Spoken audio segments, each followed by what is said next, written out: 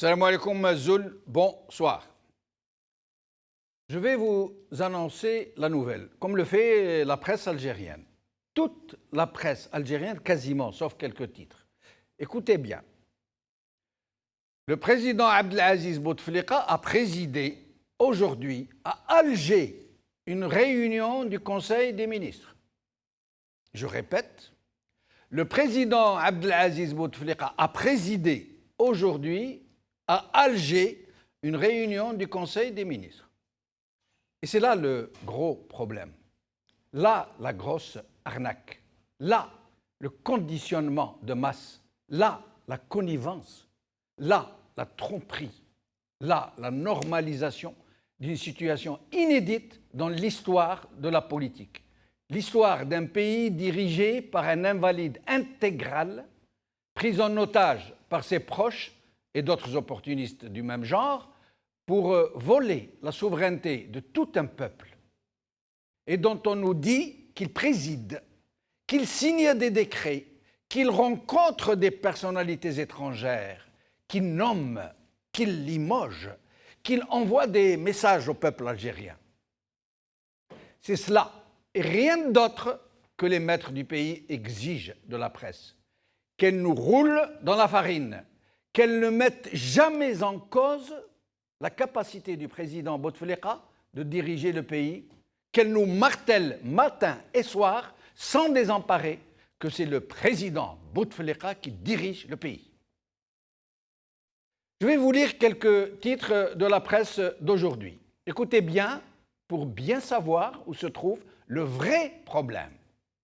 Pour comprendre ce qu'est une manipulation de masse, un conditionnement de masse, aussi subtil qu'il semble anodin, anodin jusqu'à devenir banal, banal jusqu'à devenir normal.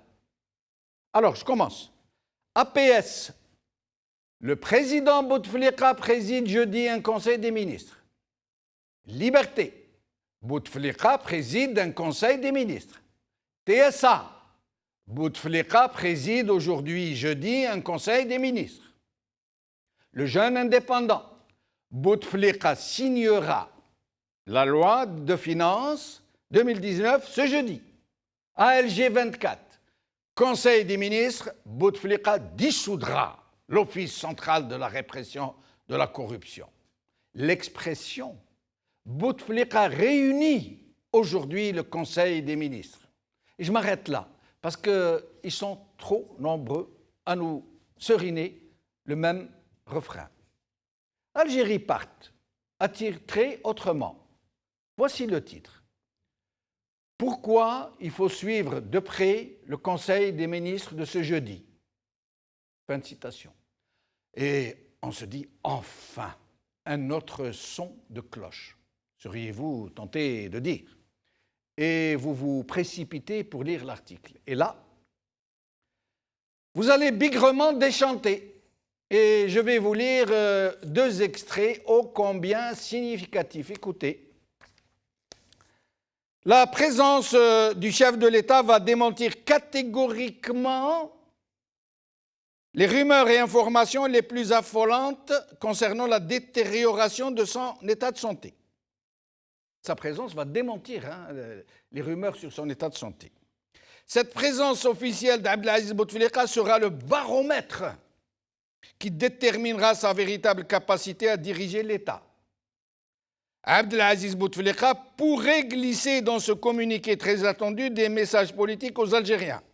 Il pourrait même faire des annonces concernant le futur scrutin présidentiel prévu en avril 2019. D'autres points seront discutés entre Bouteflika et ses ministres en présence d'Ahmed Ouyahia. C'est ce qu'il y a dans Algérie part et Abdou Sammar est avec nous aujourd'hui, nous allons lui poser la question.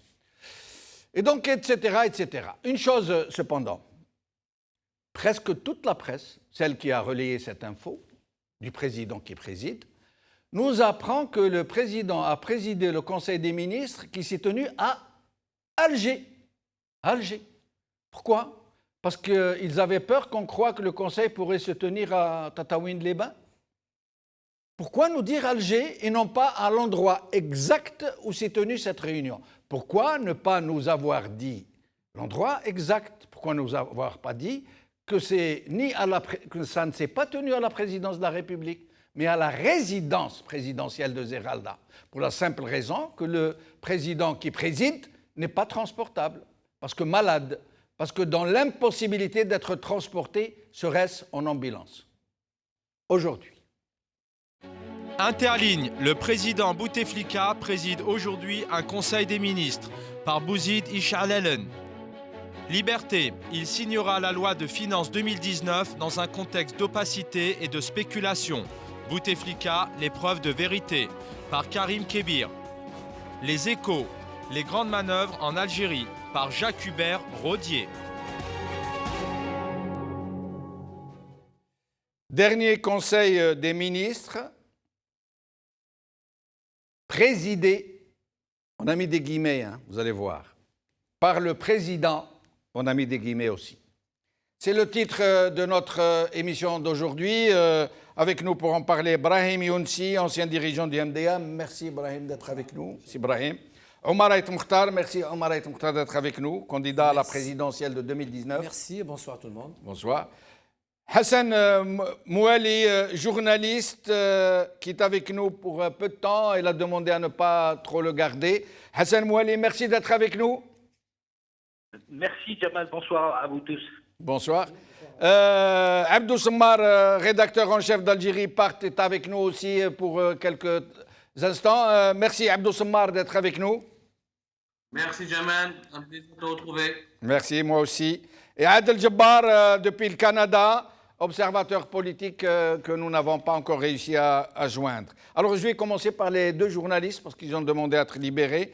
Alors, Abdou Semmar, je viens de lire quelques extraits de l'article que vous avez...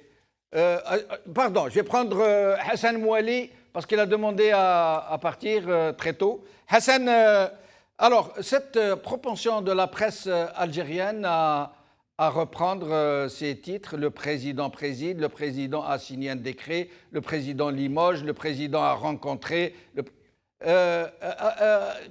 pourquoi cette connivence de la presse, excusez-moi de dire les choses comme ça, Hassan Mouali, qui procède d'une véritable tromperie de l'opinion publique algérienne et internationale? Écoute, je sais très bien que la presse, globalement, elle a cessé pratiquement de faire son travail correctement. On ne fait plus dans l'investigation, on ne fait plus dans l'analyse objective des événements, pas uniquement politique d'ailleurs. C'est une presse qui a perdu ses lettres de noblesse. Et là, avec la chape de plomb de la publicité, il n'y a plus de ressources. Donc, elle n'est plus autonome. Elle n'est plus autonome. À la peur des lendemains, il y a des charges, il y a des journalistes à payer. Donc, forcément, tout ça fait que les journalistes ou les responsables des journaux et des chaînes de télévision sont tenus en laisse. Ils ne peuvent pas bouger. Voilà. Donc, on a des informations. On a une presse que nous méritons un petit peu. Elle subit de plein fouet les contre-coups de ce que nous observons sur la scène politique.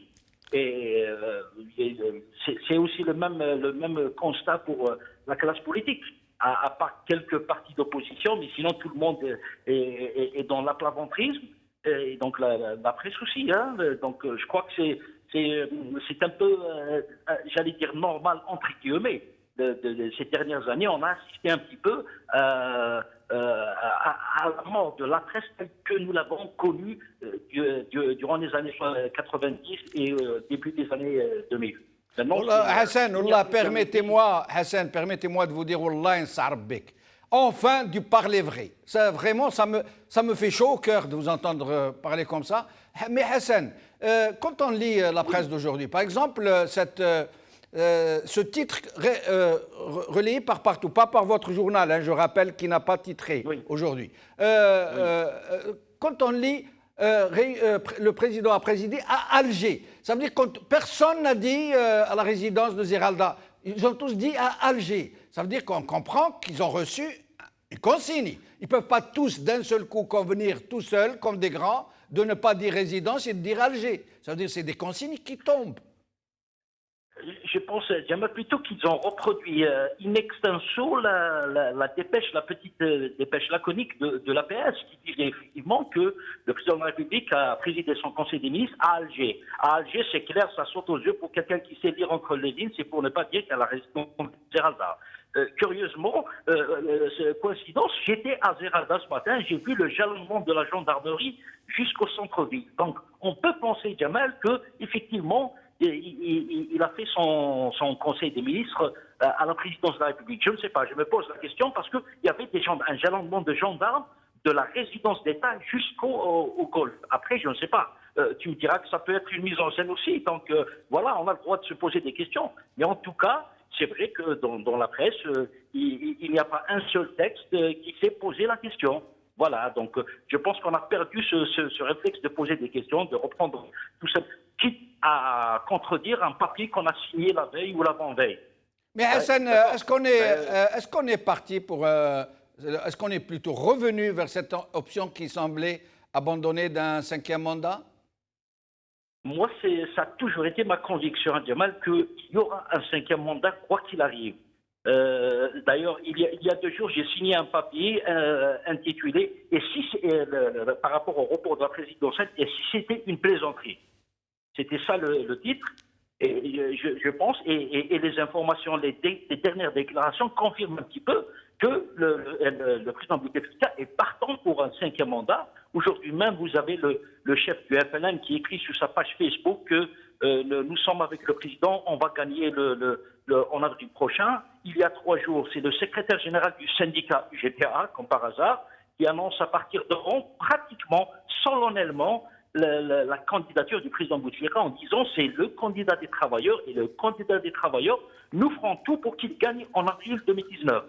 Le lendemain, c'est le chef de l'armée Gaïd Salah aussi qui était en patrouille un petit peu à Ouargla et il renouvelait un petit peu le serment, la loyauté au président. Bon, ce n'était pas direct, mais quand même, c'était un message subliminal pour dire que nous sommes toujours avec le président Bouteflika. Et aujourd'hui, au Conseil des ministres, il n'y avait aucune espèce d'allusion aux questions politiques. Donc, je pense qu'il est maître du jeu. Il a le temps pour annoncer sa candidature après la convocation du corps électoral, mais forcément, il va y avoir une élection présidentielle parce que, moi, je suis convaincu, on peut dire ce qu'on veut du président Bouteflika, mais il ne se permettrait jamais de remettre en cause l'exigence constitutionnelle de tenir la présidentielle à sa date initiale. Parce que cette histoire de rallonge de la présidentielle, à quoi bon faire compliqué quand on peut faire simple? Pourquoi prolonger de 2 ans ou d'1 année quand on peut avoir 5 ans et préparer doucement sa succession? Moi, je pense que c'est un petit peu ça la lecture. Mais Hassan, vous semblez suggérer que c'est lui qui te commande et c'est lui qui décide s'il doit y aller, s'il doit prolonger. Par honnêteté intellectuelle et par probité scientifique, je ne pourrais pas me permettre de dire ça. On prend les choses telles qu'elles viennent, on le voit. Il est entouré de ministres, c'est un conseil des ministres. Après, est-ce qu'il est dans les vapes ou non? Ça, c'est autre chose, c'est clair. Mais dans le fonctionnement public, j'allais dire normal, quotidien de la République, on sent quand même l'absence du président. On sent que ça va dans tous les sens, il y a des décisions qui sont prises, elles sont contredites le lendemain. Donc, on sent que le président n'est pas au mieux de sa forme. C'est le moins que l'on puisse dire. Donc, mais voilà, je pense qu'il va rester au pouvoir jusqu'à ce que jusqu'à ce que mort s'en suive. Jusqu'à ce que mort s'en suive. Jusqu'à la fin, jusqu'à ce qu'elle voilà. Et personne ne le gêne, Jamala. J'ai envie de dire ça, parce qu'en face, il n'y a absolument rien. C'est une espèce de fatalité politique qui s'est installée dans ce pays. On en arrive à attendre à lire des interventions d'un général-major Ali Erdili, pour ne pas le nommer, Oui. il remplace un petit peu les partis politiques. C'est quand même dommage. Tu n'as ni presse, ni parti politique. Donc, à la limite, le président Bouteflika, il a beau jeu. Il est libre, il est à l'aise, il est maître du calendrier, de l'agenda. Il peut faire ce qu'il veut, parce que il part d'un constat que la situation, il n'y a aucun contre-pouvoir, aucune force en face qui puisse gêner sa volonté. Et puis, il peut toujours se prévaloir d'être populaire, que les gens l'aiment et tout. Et voilà. Malheureusement, c'est-à-dire, tout est fait pour que de mettre du mouvement. Pour pas qu'il y ait du mouvement. C'est un statu quo politique mortifère. Voilà. Merci. Et ça continue. Merci Hassan Mouali, merci beaucoup, au plaisir de vous retrouver. Merci. C'est moi, Jamal. Merci beaucoup. C'est très Merci. gentil. Merci. Merci. Abdou Sammar, merci d'être avec nous. Encore une fois. Merci Jamal, c'est toujours un plaisir de débattre avec toi. Merci beaucoup, Abdou. Alors, aujourd'hui, je ne vais pas être tendre avec toi, Abdou. Alors, pourquoi cette propension de la presse à tromper les Algériens? Pourquoi vous nous racontez des salades? Pourquoi vous nous dites tout le temps Abdelaziz Bouteflika préside, Abdelaziz Bouteflika va... Je vais vous relire votre propre article. La présence du chef de l'État va démentir catégoriquement les rumeurs et informations les plus affolantes concernant la détérioration de son état de santé. Cette présence officielle d'Abdelaziz Bouteflika sera le baromètre qui déterminera sa véritable capacité à diriger l'État. Mais Abdou, quand même, ne pensez pas que c'est un peu trop? Moi, j'aimerais bien répondre, Jamal, mais il faudrait me donner le temps et ne pas m'interrompre. Allez-y. D'accord, ok. D'abord, Jamal, le journalisme, c'est quoi? C'est de rapporter des faits. On est d'accord ou pas? Oui. Très bien.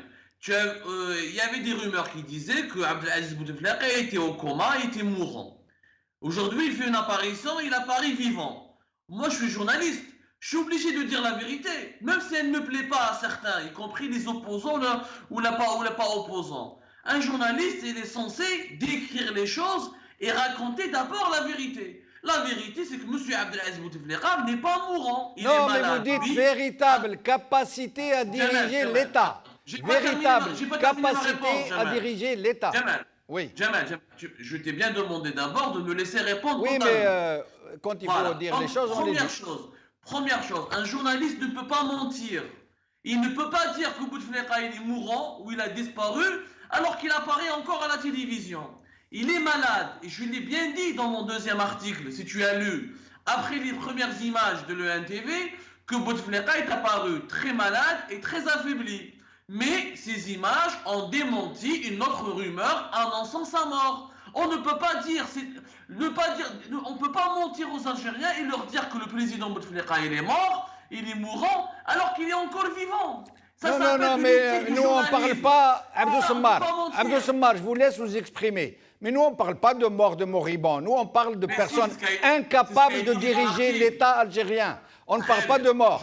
Et vous dites dans votre papier qu'il est capable de diriger l'État. C'est ça. J'ai pas terminé. La deuxième partie, elle est là. J'ai dit que ça serait un baromètre. Ça veut dire que ça va refléter s'il est capable ou pas capable de diriger. Maintenant, le débat il est public. C'est pas à moi, le journaliste, de décréter son incapacité à diriger. Après avoir vu les images, après cette participation, parce qu'on disait avant, cette signature de la loi de finances, elle a été compromise. Beaucoup de partis politiques disaient qu'il n'était même pas capable de signer cette loi de finances. Beaucoup de partis politiques et de chapelles et de sources médiatiques disaient que Bouteflika ne serait même pas présent à cette signature. Et sa présence à cette signature est un message politique. Ça veut bien dire qu'il est là, il est encore là. Malade, mais il est encore là. Donc on ne peut pas mentir aux Algériens. Et si certains opposants croient savoir que Bouteflika n'est plus présent au sommet du pouvoir, les images sont là.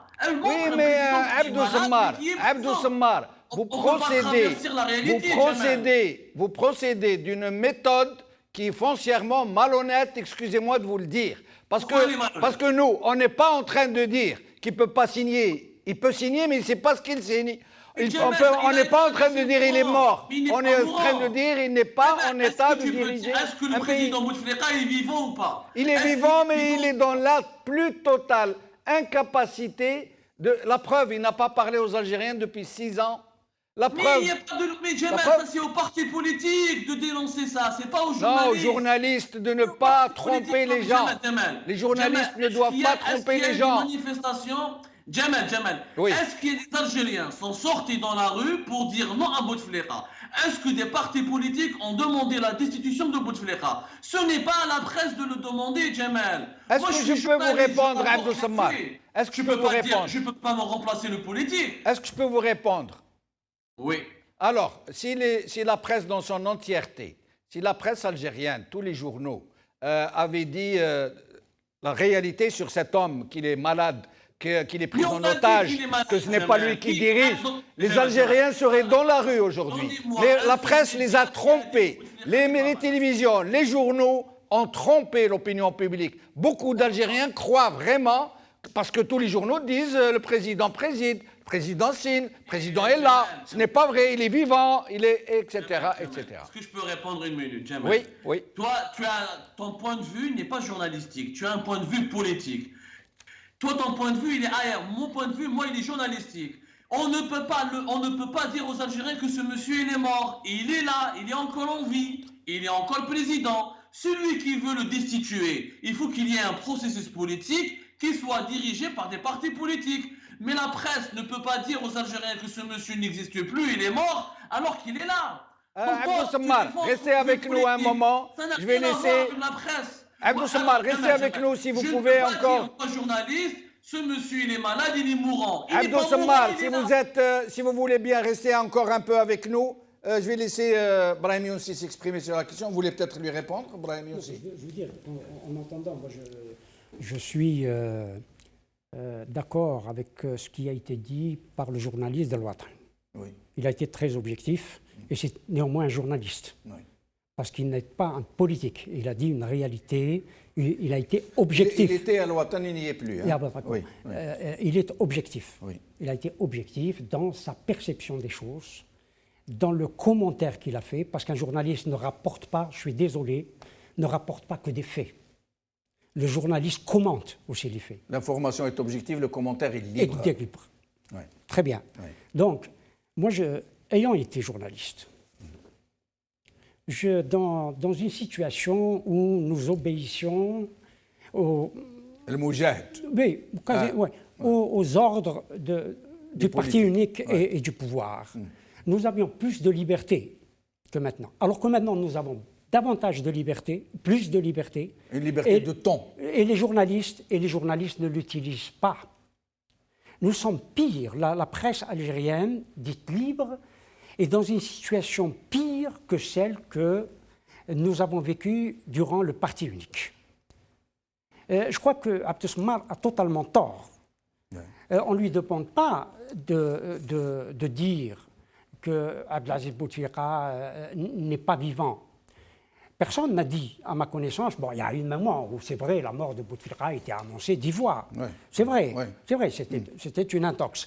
Mais ce n'est pas une raison. Et vous avez parlé tout à l'heure de la psychologie des foules. Un bon livre qu'il faut lire d'ailleurs, de Gustave Le Bon.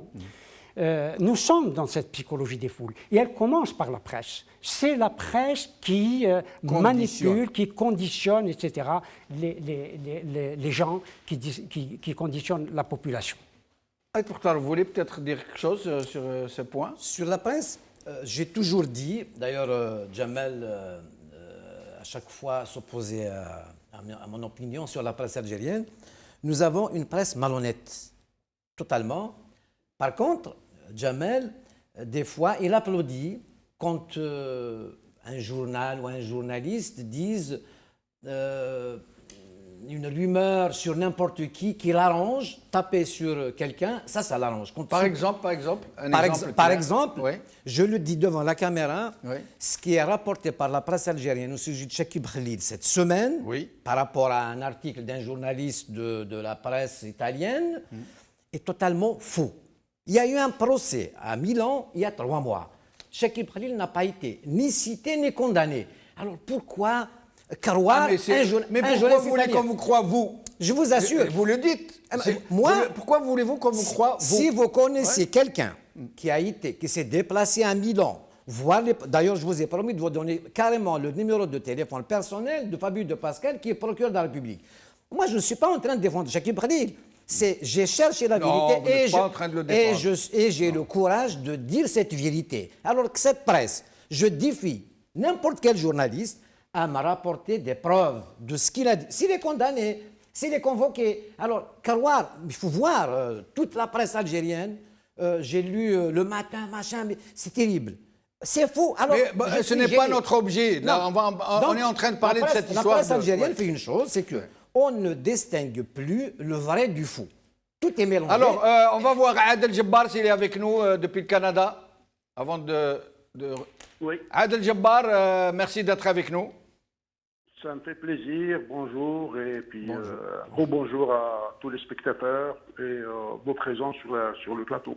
Merci. Avant de donner la parole à Abdou Sommar pour pouvoir le libérer, qu'est-ce que vous pensez de cette tendance, je suis gentil, de la presse à donc se mettre dans le sillon du régime, tout ce qu'il dit, elle relaie. Elle ne fait que relayer et à tromper l'opinion publique sur l'état du président Bouteflika. Ben, franchement, mon opinion sur la presse algérienne, dans son immense majorité, est faite. Ils sont au même titre que les pseudo-partis politiques d'opposition. Ils sont soumis, ils font partie de la mangeoire. C'est des pensionnaires du régime. Ils reçoivent des ordres et ils les exécutent.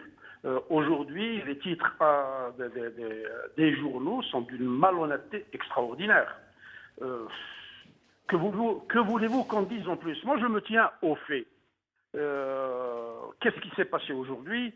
Je n'ai pas encore vu les images de Bouteflika président un conseil des ministres, mais je me tiens à ce qu'on dit de grands hommes tels que Napoléon, qui disait en politique, une absurdité n'est pas un obstacle. Nous ne sommes pas à une absurdité près depuis 1962 et particulièrement depuis 1999. Ces gens-là gouvernent comment? Ils s'inspirent. Moi, je pense que les gens du pouvoir et du régime ont comme livre de chevet le prince de Machiavel, qui disait « Gouverner, c'est faire croire ». Ils nous font croire. Oui, mais Adel Jabbar, comment expliquez-vous que d'un côté, des journalistes sont persécutés, jetés en prison, parfois tués? Le dernier de la série, c'est Mohamed Tamalt, qui est mort. Oui. Qui sont remis en prison, qui sont menacés. Adel Mellah qui vient d'être condamné à un an de prison. Oui. Curieusement, les patrons de presse ne sont pas inquiétés. On les menace juste de porter atteinte à leur poche par le biais de la pub. Les patrons de presse en prison, on n'en a pas encore entendu parler. Comment expliquez-vous cette différence de traitement entre des patrons de presse qu'on gave en pub, plus ou moins, on crée l'émulation entre eux, qui a 12 pages, qui a 3 pages, qui a 4 pages, et de l'autre côté, des journalistes, surtout de la presse web, Internet, on donne l'exemple avec les plus courageux, les plus honnêtes. Comment expliquez-vous cette différence? Mais la presse est aux ordres. Les gens sont intéressés par le chèque de paye ou l'argent qu'ils perçoivent de la publicité. C'est au même titre que les partis politiques dits d'opposition, qui sont des partis de l'opposition créés par le système lui-même. Si nous étions réellement dans un régime démocratique où les choses sont parfaitement claires et transparentes, comme aujourd'hui au Bangladesh, je donne l'exemple du Bangladesh parce que c'est vers ce pays-là que aujourd'hui nous nous comparons. Au Congo, au Bangladesh, il y a des pays qui sont très éloignés. Il y a un triple scrutin qui va se dérouler au Bangladesh. Le pouvoir a pris 11 500 opposants, dont le chef de l'opposition, ils les ont incarcérés. En Algérie, a-t-on vu des opposants de la pseudo-opposition se faire incarcérer par le pouvoir? Jamais. C'est des alliés naturels du régime. Ils travaillent pour lui. Quant aux journalistes emprisonnés, c'est une exception qui confirme la règle. C'est les plus intrépides, c'est les plus critiques vis-à-vis du régime. C'est les gens qui s'opposent frontalement et qui disent des vérités qui ne veulent pas être entendues par les gens du pouvoir. Adel Mellah, Tamat Allah yarhamou, plus quelques-uns qui se comptent en réalité sur le bout des doigts, les blogueurs, etc. Parce que cette partie de la presse électronique leur échappe. Et donc c'est le marteau. Et restez avec nous, Adel Jabbar. Abdou Sammar, avant de vous libérer, je vous laisse la parole. Peut-être avez-vous quelque chose à dire au sujet de ces choses graves qui ont été dites, j'en suis très conscient, contre une certaine presse. J'ai beaucoup de choses à dire, Jamel, mais j'aimerais ne pas être interrompu. Vous avez 2 minutes. Vous vous dites ce que vous voulez. Alors, en 2 minutes. Je vous rappelle que j'ai fait partie des journalistes qui ont été emprisonnés. Donc, j'ai fait de la prison pour des articles critiques, comme vous dites, contre le régime. Donc, ça, je le rappelle, que j'ai fait de la prison moi aussi avec Adel Mellah. Qu'on se bat et c'est très difficilement pour notre indépendance, et ça, vous le savez tous. Mais l'indépendance du journalisme et de la presse ne signifie pas colporter des intox. Quand quelqu'un est en vie, on ne peut pas dire qu'il est mort. Et nous, dans nos articles, on n'a pas dit que Bouteflika gouverne entièrement, on a dit qu'il est encore là politiquement, et tant qu'il existe politiquement, il est encore président. Et ce n'est pas à nous de défaire le président, c'est à la classe politique et à la société civile. Le journaliste ne peut pas rapporter l'information, la décrypter, l'analyser, enquêter sur l'information et faire la politique de son propre pays, de un. Et de deux, je dois ajouter des choses très importantes. Aujourd'hui, des chapelles médiatiques. Elle est où la manipulation, Jamel? La manipulation, elle est au niveau de ces chapelles médiatiques qui veulent nous faire croire qu'il n'y aura pas de 5e mandat, qu'il y a un report des élections, et que le report des élections, il est bien pour le pays, alors que c'est anticonstitutionnel. Et tout ça, on est en train de comprendre que finalement, tout ça a été un piège. On a manipulé l'opinion publique pour lui dire, ah, finalement, le président, il est là, il est encore en vie, il a signé la loi de finances, donc il se peut qu'il y ait un 5e mandat. Et je te rappelle, Jamel, qu'au niveau de ton propre plateau, j'avais dit un jour, vous allez voir, on se dirige tout droit vers un 5e mandat et rien n'est en train de l'empêcher pour la simple raison qu'on n'a pas une classe politique capable d'empêcher ce projet-là et capable de proposer l'alternance démocratique au pouvoir. Mais moi, en tant que journaliste, je ne peux pas plaire, je ne suis là ni pour plaire au régime, ni pour plaire à l'opposition. Je suis là pour dire des faits et travailler sur les faits. Les faits disent que le président Bouteflika est encore en vie, il est malade. Et sa maladie, d'ailleurs, c'est complètement banalisé. Fait étrange que même les Algériens normands ne polémiquent plus sur sa maladie. On est venu au point où même la maladie, elle s'est banalisée. On s'intéresse plus à la maladie d'un homme qu'à la maladie du pays. Moi, je traite de la maladie d'un pays. La maladie du pays, elle est ce qu'elle est. Mais le journalisme ne peut pas tout guérir et remplacer la scène politique. Donc, on ne peut pas mentir aux Algériens et dire que le président il est foutu, il est mourant, il n'aura pas de 5e mandat. Et si demain il y aura un 5e mandat, qu'est-ce qu'on va nous dire? On va nous dire, vous nous avez menti, vous n'êtes pas bien informés. Merci Abdou Sammar. Jamel, pour conclure, oui. Juste une conclusion et je termine. En 2014, beaucoup de journalistes avaient écrit, non, il n'y aura pas de 4e mandat, et c'est Sellel qui sera candidat à la place de Bouteflika qui est malade. On a bien vu que le 4e mandat il est passé comme une lettre à la poste. Qui a menti? Qui a manipulé en 2014? Ce sont les journalistes qui ont rapporté une intox. Aujourd'hui, malheureusement, j'aurais aimé comment dans mon pays il y a une alternance. Mais si c'est le président Bouteflika qui est fort et qui domine, même malade, y compris avec son entourage, avec toute une institution qui est avec lui, je ne peux pas dire pour plaire aux Algériens ou pour alimenter leurs fantasmes, je ne peux pas décrire le contraire. Je ne peux pas mentir et Abdou Sammar. Changer une réalité. Merci Abdou Sammar. Au plaisir de vous retrouver. Merci. Brahim Younsi. Maintenant, on nous parle de 5e mandat. Vous aussi, vous croyez, vous n'avez jamais dit que vous avez été convaincu qu'on allait vers ça. Et ça a été confirmé par Boucherb, qui est en train de dépasser Ould Abbas. La seule fois où j'ai douté du 5e mandat, c'est lors de quiproquo, de la crise de l'ancien président de l'Observatoire des droits de l'homme. Oui, Farouk Santeli. Oui, c'est la seule fois je l'ai vu, où j'ai douté. Oui.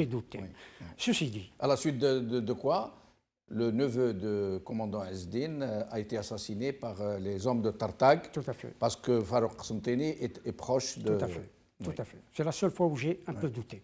Cependant, effectivement, nous nous dirigeons et nous allons assister à ce que Walter Scott appelait le banquet des funérailles. Voilà, ça sera le La messe est dite. La messe est dite. Ça sera le banquet, la khutba est dite. Ça sera le banquet des funérailles, pour reprendre Walter Scott, dans Ivanhoe. Oui, mais comment ça va se passer, Brahim? Ce n'est pas suicidaire, y compris pour eux-mêmes, d'aller vers une telle option? Non, non, non. Cela vient d'être dit. Je crois que c'est la moins mauvaise des choses. Que d'interrompre, pour eux, bien entendu, oui. Évidemment, oui. Que d'interrompre un processus électoral ou que de proroger, etc. C'est-à-dire qu'ils sont dans les règles, ils respectent les institutions, ils respectent la Constitution, etc. etc. Ils ne la respectent pas parce que la Constitution limite à 2 le nombre de mandats. Oui, mais ils peuvent toujours dire qu'il n'y a pas d'effet rétroactif quant au changement qu'il est à son premier mandat, que les autres ne comptent pas. Etc. Bon, ouais. Tout cela, on peut l'expliquer, on peut le dire. Mais là, ce serait tromper la religion de la justice. Ce serait tromper la religion de la Constitution. C'est tromper le droit, et le droit, nous l'avons trompé à maintes fois. Même violé. Une fois de plus, qu'est-ce que cela? On a interrompu un processus électoral, on a fait un coup d'État en 1992, on peut en faire d'autres putschs à l'intérieur du système lui-même. Et plusieurs putschs ont eu dans le système que nous ne voyons pas. L'affaire Tegenturin, c'est un putsch dans le putsch. Oui. C'est un putsch dans le putsch. C'est peut-être grâce à l'affaire Tegenturin que Bouteflika est toujours là. Oui, oui, en effet. Que certains équilibres ont été bouleversés. Absolument, absolument. Ouais. Donc il y a eu plusieurs coups d'État dans le système lui-même. Ce n'est pas par des changements de celui qui incarne ou incarnerait l'État. Je rappelle une chose. Aujourd'hui, nous fêtons l'anniversaire de la mort de Boumediene, mais aussi de Ben Ramadan. Et je vous rappelle que le Moujahid, dans lequel vous avez travaillé pendant la Révolution... Non, j'ai travaillé à Radio Alger. À Radio Alger, pardon. Le Moujahid avait titré à l'époque Ben Ramadan tombé au champ d'honneur dans une embuscade tendue par l'armée française. Ce fut le mensonge fondateur. Et le coup d'État fondateur d'une certaine manière, et nous y sommes encore. Je lisais tout à l'heure un texte de Harbi. Oui. Bon, je ne vais pas l'accuser. Oui. Je ne vais pas l'accuser. Mais le personnel politique de l'époque, vous savez tous, parce que Harbi dit la chose suivante. Une fois que Saad Dahleb avait pris le ministère des Affaires étrangères, il l'avait nommé secrétaire général du ministère des Affaires étrangères. Enfin, ça portait un autre nom, parce que Boussouf ne voulait pas, je crois que c'était Boussouf ne voulait pas que Harbi soit nommé au secrétariat général du ministère des Affaires étrangères. Il dit, voilà, Dahleb arrive comme ministre des Affaires étrangères, il le nomme comme secrétaire général, entre guillemets, du ministère des Affaires étrangères, et il lui annonce que Abban venait d'être assassiné par ses frères. Donc, il ne s'est pas gardé au secret pour l'opinion publique internationale, pas pour tout le monde. Mais par le personnel politique algérien. Pour la multitude. Bon, voilà. Mais vous vouliez intervenir Oui, j'ai eu la chance de connaître Madame Veuve Abban, enfin Madame Dhils. Oui. Donc, cette histoire, évidemment, les premières questions que je lui ai posées, c'était sur la mort de Abban. Donc, elle m'a raconté des choses simples. J'étais ébahi à l'entendre parler de la mort d'Abban. Tout ce qu'on m'a raconté avant, maintenant, les vérités commencent à sortir quand même. Hein. Nous allons laisser ça à une émission que nous allons peut-être consacrer justement à cet événement. Mais sur ce 5e mandat. Moi, je suis républicain. Une chose est certaine, c'est que je respecte le calendrier qui est, je répète, la Constitution, donc le calendrier qui va avec. Oui. Je suis candidat à l'élection présidentielle. Ça vous va peut-être, ou je ne sais rien. Moi, je n'ai jamais parlé du 5e mandat. Je ne fonctionne pas avec les bruits qui courent. Je n'entends pas ce que dit Amalrol, comment il s'appelle, l'ancien chef, l'ancien secrétaire, Makré, Ould Abbas et tout ça. Pour moi, je suis inaudible à cela. Je suis révolté. Sourd, vous êtes sourd à cela. Voilà, en même temps révolté que les gens les écoutent. Donc voilà. Le 5e mandat maintenant, moi je suis un peu triste qu'il n'y ait pas de candidat ou des partis politiques qui annoncent carrément le blackout. On ne veut pas y aller, on est suspendu. Le boycott, vous voulez dire? Mais le boycott, c'est une manière de participer aussi quand on boycotte. Je veux un peu plus que ça, mais on est suspendu, comme Ben Frij l'entend, Si Bouteflika se présente, je ne me présente pas. C'est comme si Bouteflika se présente, c'est-à-dire il n'y a pas d'élection en quelque sorte, donc il passe. Moi qui ai fait le 4e mandat, hein, donc j'ai un peu de légitimité, au lieu de parler du 5e mandat. Le 4e mandat, vous voulez dire vous l'avez soutenu. Vous faisiez partie de la campagne électorale. Quand on fait la campagne d'un président, c'est plus que le soutenir. Oui, absolument. C'est Karouane à son programme. Et là, vous allez l'affronter. Là, vous allez l'affronter. Non, je ne me présente contre personne. Ah non, du tout, je présente contre d'autres candidats. Non, une élection présidentielle, ce n'est pas se présenter contre quiconque. Oui, d'accord. C'est demander la confiance aux gens qui votent. Ils sont libres de voter pour moi ou pas. Ils n'ont qu'à voter Bouteflika, il est candidat, je crois qu'il est candidat. Vous allez me faire l'histoire de ce candidat qui disait « Je suis candidat, mais je soutiens Bouteflika ». Là, pas du tout. Moi, j'ai un programme, je vais l'expliquer aux Algériens, libre à eux de voter ou pas. D'abord, il y a une étape, je dis que je suis candidat. Il va falloir ramasser les signatures nécessaires. Je serai un candidat libre. Ça, c'est une question. Le moment voulu, c'est à partir du 17 janvier que le corps électoral sera convoqué. Donc, j'ai le temps d'annoncer ma candidature officiellement. Je serai à retirer mon dossier comme tout le monde. Et je ne me présente pas contre le Bouteflika ni contre XY. Non, pas du tout. Peut-être vous voulez être un lièvre.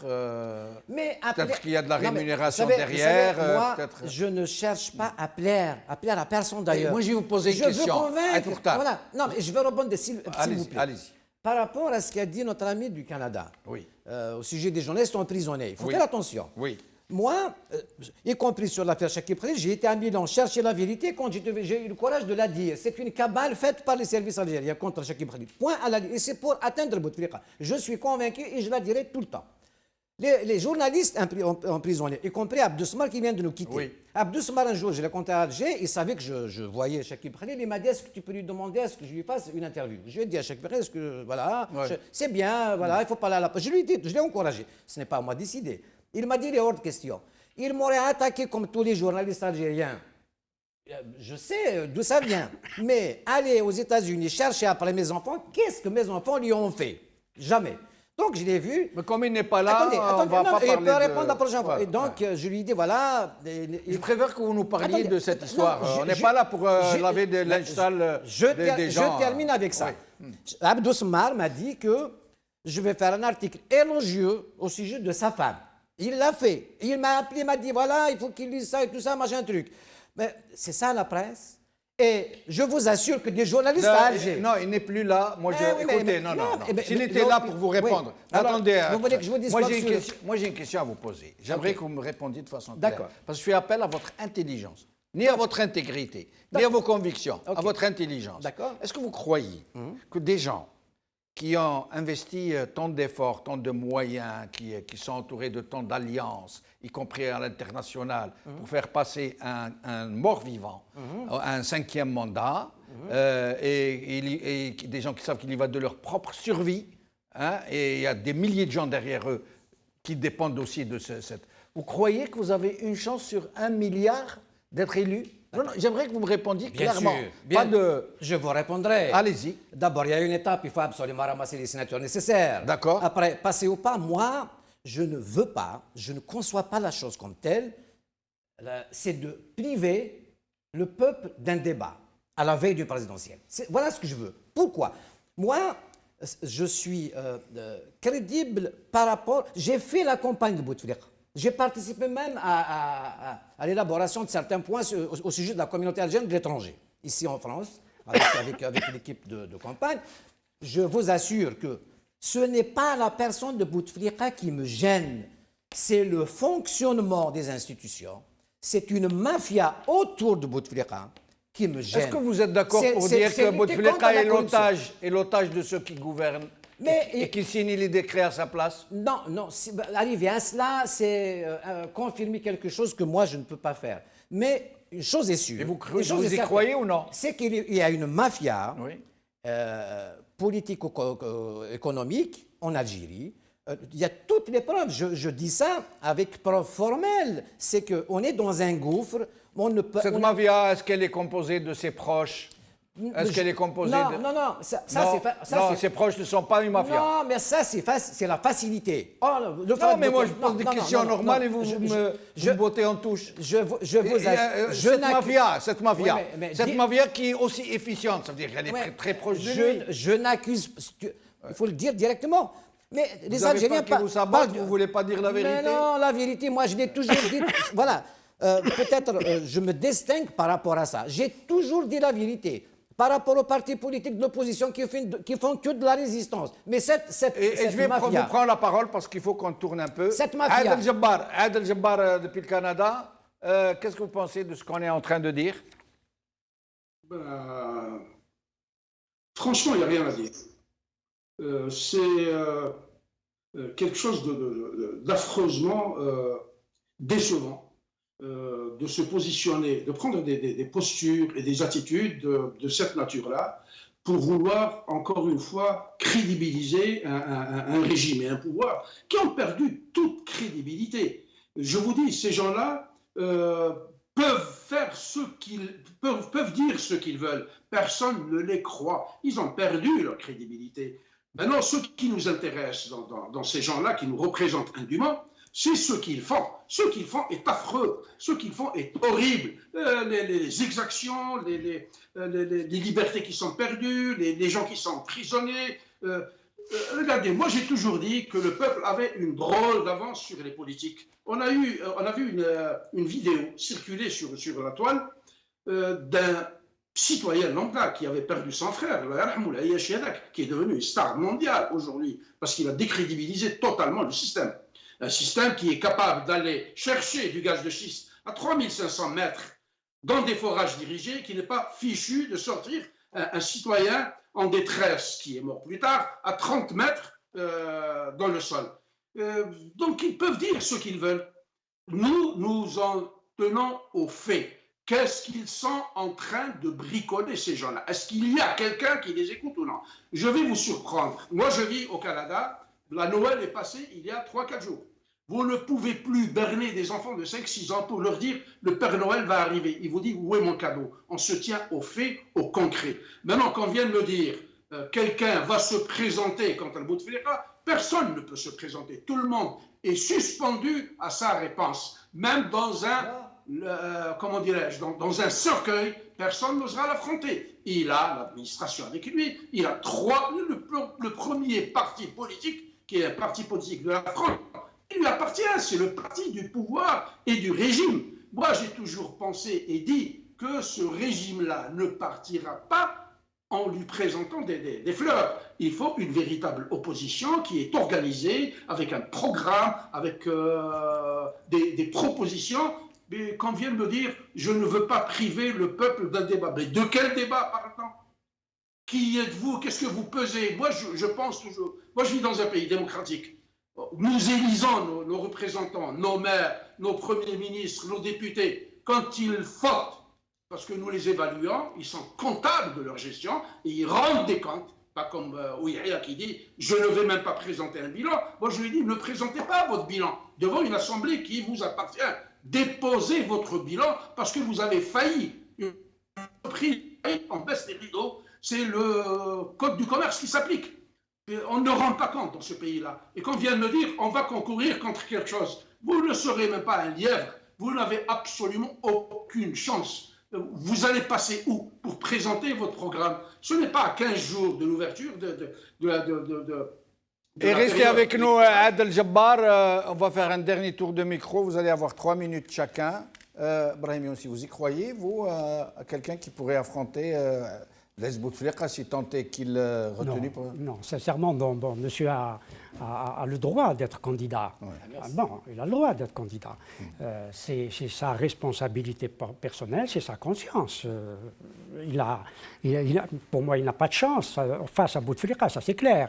Bon, et personne d'autre, pas seulement vous, hein, personne d'autre n'a eu chance. Bon, il a besoin d'un débat et il va débattre. Il a le droit de le faire. Ceci étant, moi, ce qui me dérange et me gêne, pas sur ce plateau, c'est les arguments utilisés par, j'aime pas le mot de classe politique, parce qu'elle serait de façon innée la classe dirigeante. Et j'ai cité Mosca. un sociologue que les sociologues connaissent. Ce qui me gêne, c'est que, et ce que je me demande, c'est, on nous dit que Bouteflika, au cours de la période qu'il aura à vivre comme chef de l'État, va faire des réformes.